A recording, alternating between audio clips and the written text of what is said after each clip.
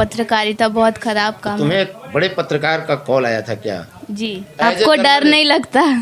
क्या विशेषता आपको रवीश में नजर आती है कि आप रवीश बनना चाहती हैं? फोर्थ व्यूज, चौथा विचार, बाकी ठीक। बिहार में नारी सशक्तिकरण के लिए काफ़ी प्रयास किया जा रहा है। लड़कियों को शिक्षा से जोड़ने के लिए साइकिल योजना का प्रारंभ नीतीश कुमार की सरकार में की गई थी। अभी रिसेंट हम जिस मुद्दे पर बात कर रहे हैं वह है मैट्रिक की परीक्षा। बिहार ने रिकॉर्ड समय में मैट्रिक की परीक्षा 34 दिन में जारी कर दी और 16 लाख से अधिक छात्र छात्रा इस परीक्षा में शामिल हुए। टॉप 10 की सूची जारी करने की एक परंपरा बिहार सरकार ने शुरू की थी। उसमें इस बार 39 छात्र छात्रा शामिल हुए हैं। जी, टॉप 10 में पहली बार 39 छात्र छात्रा शामिल हुए हैं और सबसे टॉपर स्थान पर, पहले स्थान पर इस बार सिर्फ एक छात्रा आई है जिसका नाम रामायणी राय है। इससे पहले जब इंटर की परीक्षा का परिणाम घोषित हुआ था तो उसका भी टॉपर अर्जुन कुमार बिहार के औरंगाबाद जिले का दाऊदनगर का निवासी था और आज जब एक बिटिया प्रथम स्थान पर आई और वह भी अकेले, वह भी बिहार के औरंगाबाद जिले की ही निवासी है और वो गोह की है। गोह नाम सुनते ही आपके दिमाग में नक्सलवाद, उग्रवाद शब्द आया होगा, कौंधा होगा कि वही मियाँपुर वाला गोह। जी हाँ, मियाँपुर नरसंहार जहाँ हुआ था वही गोह। और हम रामायणी से बात करते हैं। रामायणी की सबसे बड़ी विशेषता यह है कि आज 3 दशक से मैं उपेंद्र कश्यप पत्रकारिता कर रहा हूँ और कोई भी टॉपर, कोई भी टॉप 10 में शामिल कोई भी सफल छात्र छात्रा ने यह नहीं कहा कि मैं पत्रकार बनना चाहता हूँ।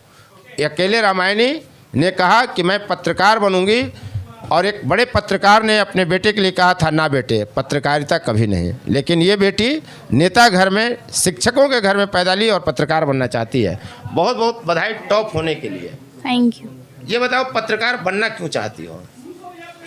हर कोई अपने देश की सेवा करना चाहता है, हर फील्ड में। अब जिनको जिसमें इंटरेस्ट है, हर फील्ड का मतलब। इंटरेस्ट कैसे जगा पत्रकार बनने का? ये तो बहुत खराब काम माना जाता है। विश्व स्तर पर जितने काम हैं उनका जब सर्वेक्षण होता है इंटरनेशनल लेवल पे तो सबसे खराब काम पत्रकारिता को माना जाता है। तब भी पत्रकार बनना चाहोगे? मुझे ऐसा नहीं लगता कि पत्रकारिता बहुत खराब काम है। कोई भी ऑक्यूपेशन खराब नहीं होता है, आदमी बुरा या अच्छा नहीं, होता है। सर्वेक्षण हुआ था इंटरनेशनल लेवल पे जिसमें पत्रकारिता को इस कारण सबसे खराब माना गया कि यहाँ जितना काम है उस मुताबिक पैसे नहीं मिलते। जितना खतरा है, जितना जोखिम है, उतना दूसरे काम में नहीं है और रिटर्निंग यहाँ नहीं है। इसलिए इंटरनेशनल लेवल पर सबसे खराब काम माना गया है पत्रकारिता। रिपोर्ट आने के बाद भी अगर गवर्नमेंट आप लोग का मतलब पत्रकारों का मतलब जो होता है एम्पावर नहीं कर रही है, आप लोग का वेतन नहीं बढ़ा रही है जिस हिसाब से आप लोग काम करते हैं। वेतन ही तो नहीं मिलता है, यही तो रामायणी सबसे बड़ी समस्या है। जी, तो वही है कि अगर निकलने के बाद भी, सर्वे निकलने के बाद भी इस पर कोई एक्शन नहीं लिया जा रहा है तो इसमें। तुम्हारी खबर जब हमने क्लिक की कि पत्रकार बनेगी बिहार की टॉपर, तो तुम्हें एक बड़े पत्रकार का कॉल आया था क्या? जी। क्या नाम है उनका? रवीश कुमार। और किसी पत्रकार ने फ़ोन नहीं किया? नहीं, एक और पत्रकार से बहुत सारे पत्रकार से बात हुआ वैसे, और उस टाइम बहुत हौच पौच था। तो रवीश ने क्या फ़ोन पर बात की है? वो भी बता रहे थे, पहले तो मुझे कॉन्ग्रेचुलेट किए, फिर उसके बाद वो भी बोले कि कोई भी आज तक मैंने टॉपर का नाम नहीं सुना है जो पत्रकार बनना चाहती है, और यही बात। रवीश कुमार ने ये बात कही। जी। तुमको कैसा फील हुआ होगा? एक देश का नामचीन पत्रकार तुमको कॉल करते हैं, कैसा फील हुआ होगा? बहुत अच्छा फील हुआ। तुमने कोई अपनी जिज्ञासा नहीं रखी सामने, कोई सवाल नहीं पूछा? उस टाइम मैं बहुत एक्साइटेड हो गई कि कॉल आया है सच में, तो उतना कुछ दिमाग काम नहीं किया, जिस अकॉर्डिंग हुआ तो बात बस हो गई। क्या विशेषता आपको रवीश में नज़र आती है कि आप रवीश बनना चाहती हैं? वो मतलब मेन स्ट्रीम से हटके थोड़ा करते हैं जो लोग। मतलब मेन स्ट्रीम की पत्रकारिता करने वाले खराब हैं या प्रेरित करने वाले नहीं हैं? नहीं नहीं, ऐसा बात नहीं है, मैंने ऐसा नहीं कहा, लेकिन वो जो पहले लाइमलाइट में नहीं है उनको लाइमलाइट में होना चाहिए, उनको लाते हैं। बाकी लोग जो अपॉइंटमेंट लेके भी उन्हीं का करना चाहेंगे, लेकिन जिनका इंटरव्यू लेने के लिए आपको अपॉइंटमेंट की ज़रूरत नहीं है, फिर भी आप उनका नहीं दिखा रहे हो, और दिखाना चाहिए फिर भी नहीं दिखा रहे हो, तो ये बहुत वो उनका वो अच्छा लगता है मुझे। रवीश कुमार के अलावा और कौन पत्रकार देश में अच्छे लगते हैं? मैं बहुत सारे स्कूप वूप अनस्क्रिप्टेड देखती हूँ, संदीप भाटिया का। फिर उसके बाद ये सौरभ द्विवेदी जी जो हैं, ललन टॉप। अच्छा, मतलब पत्रकारिता को देखते रहती हो, पत्रकारिता समझने की कोशिश करते रहती हो, जी इसीलिए पत्रकार बनना चाहती हो, जी। हैं? यदि तुमको आज पत्रकार मान लें हम और तुम रवीश कुमार का इंटरव्यू ले रही हो तो पहला प्रश्न क्या पूछोगे? आपको डर नहीं लगता? किस चीज़ से?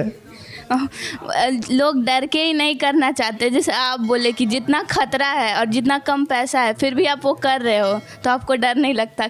मतलब रवीश से पहला प्रश्न यही होगा कि आपको डर नहीं लगता। किससे डर? सत्ता से, पब्लिक से, किससे?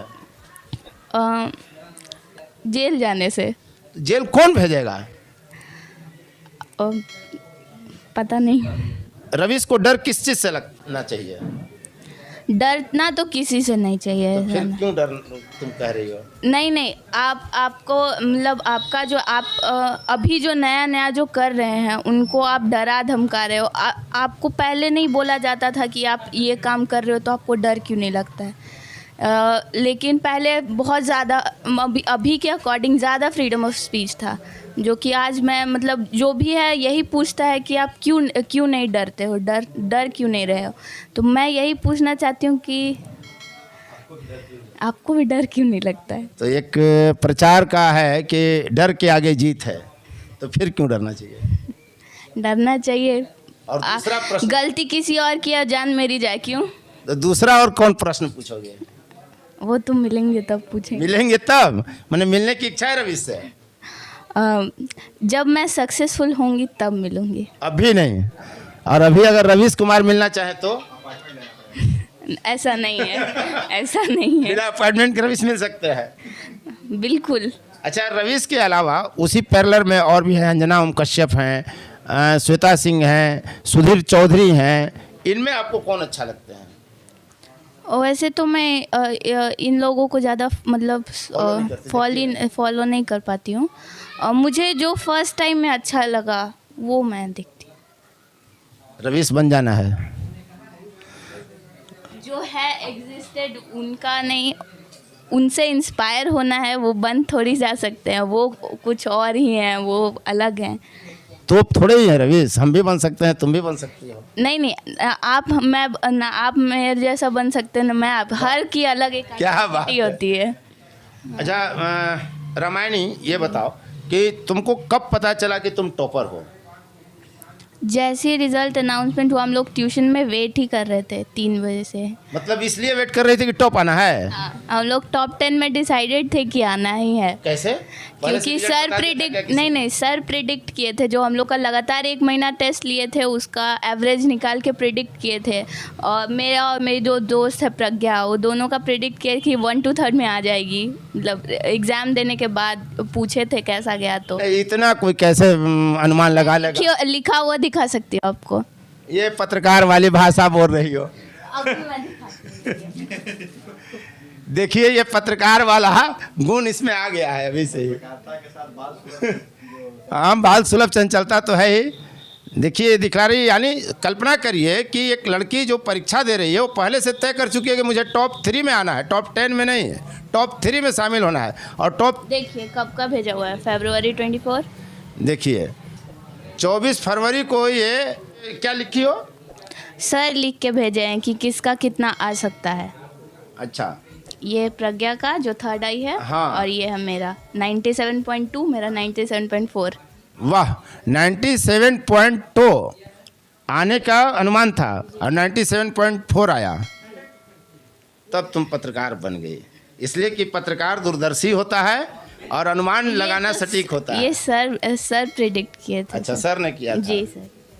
और क्या तुम प्रशासन की तरफ से लोग आए होंगे, बिहार सरकार के लोग आए होंगे, तुमको सूचना पहले दिए होंगे कि तुम्हारा टॉप 10 में आ रहा है नाम, चलो तुम्हारी परीक्षा ली जाएगी फिर से, कुछ ऐसा हुआ था? वो 26 मार्च को बुलाया गया था इंटरव्यू के लिए। उस टाइम डिस्ट्रिक्ट टॉपर और स्टेट टॉपर दोनों को बुलाया गया था। क्या कहा गया था तुमसे, क्या प्रश्न पूछे गए थे? हर सब्जेक्ट से अलग अलग, हर सब्जेक्ट के स्पेशलिस्ट टीचर थे और हर सब्जेक्ट के टीचर के पास आपको जाना है, वो आपसे क्वेश्चन पूछेंगे सब्जेक्ट से रिलेटेड। यानी पूरा उबाऊ थकाऊ एग्जाम था वो? नहीं ऐसा नहीं है, बस 2-4 क्वेश्चन हर टीचर कर रहे थे। वहाँ हेजिटेशन हुआ होगा, डर लगा होगा कि क्या होगा? ऐसा नहीं कि सवाल जवाब गलत दे दें तो मेरा रैंक घट जाए? नहीं, ऐसा तो डर तो नहीं लगा था। और जब डरने के लिए तो मना कर रही हो, रवीश से पूछ रही हो कि डर क्यों नहीं लगता है, तो तुम कैसे डरोगे?